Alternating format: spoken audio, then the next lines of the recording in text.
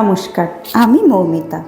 আজ ছিল আমাদের 4 বন্ধুর মধ্যে এক বন্ধু স্নেহার জন্মদিন।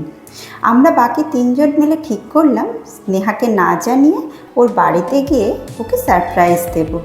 সেই মতো আমরা 3 জন একটা কেক আর গিফট নিয়ে চলে গেলাম ওর বাড়িতে। ওখানে গিয়ে কী করলাম তার কিছু কিছু অংশ তোমাদের সাথে শেয়ার করছি। ভিডিওটা অবশ্যই দেখো, কেমন লাগলো জানিও।